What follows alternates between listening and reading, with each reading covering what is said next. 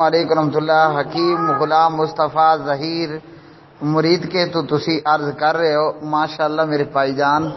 سوال ہے آپ کا کہ ایک بھائی نے آ کر آپ کو حدیث سنائی، صحیح مسلم میں سے ابو ہریرہ رضی اللہ تعالی عنہ کی روایت ہے، قسمت الصلاۃ بینی و بین عبدی۔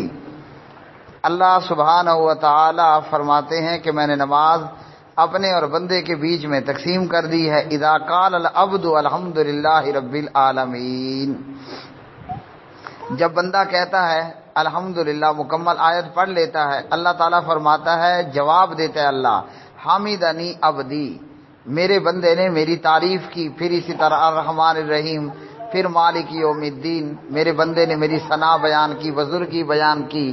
تو میرے پیارے بھائی، حکیم غلام مصطفیٰ ظہیر صاحب، صحیح مسلم میں یہ حدیث ہے، باب وجوب قراءۃ الفاتحۃ فی کل رکعۃ، فاتحہ کا پڑھنا ہر رکعت میں فرض ہے۔ تو میرے پیارے بھائی، یہ حدیث دلیل ہے مقتدی کا یا کوئی بھی نمازی ہے ہر ایک کے لیے فاتحہ پڑھنے پر۔ حدیث کے کیا الفاظ ہیں؟ اذا قال العبد۔ اب مجھے بتائیے حکیم غلام مصطفیٰ ظہیر صاحب فرام مرید کے کہ جو امام نماز پڑھا رہا ہوتا ہے وہ کون ہوتا ہے؟ عبد ہوتا ہے، بندہ۔ اور جو مقتدی پیچھے کھڑا نماز پڑھ رہا ہوتا ہے وہ کون ہوتا ہے؟ وہ بھی عبد ہوتا ہے نا، دونوں ہی اللہ کے بندے ہیں۔ تو اذا قال العبد، جب عبد بندہ یہ کہتا ہے الحمدللہ رب العالمین، امام بھی بندہ عبد ہے اور مقتدی بھی بندہ عبد ہے۔ تو اللہ نے یہاں یہ نہیں فرمایا اذا قال الامام، بلکہ فرمائے اذا قال العبد۔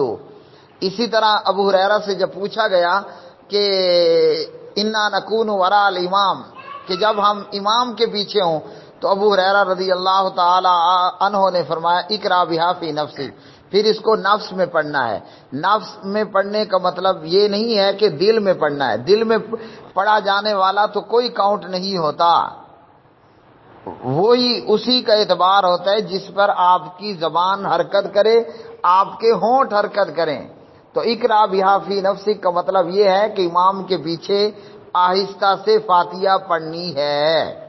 تو یہ حدیث دلیل ہے مقتدی کے فاتحہ پڑھنے پر، مقتدی امام کے پیچھے بھی فاتحہ پڑھے گا۔ آپ کو کسی مقلد نے ہیرا پھیری میں ڈالنے کی کوشش کی ہے۔ اور اسی طرح صحیح مسلم کے اسی باب کے اندر ابو ہریرہ رضی اللہ عنہ کی روایت، عبادہ بن صامت کی روایت، اور صحیح بخاری میں حضرت عبادہ کی روایت، لا صلاۃ لمن لم یقرأ بفاتحۃ الکتاب، فاتحہ بغیر نماز کوئی نہیں ہے۔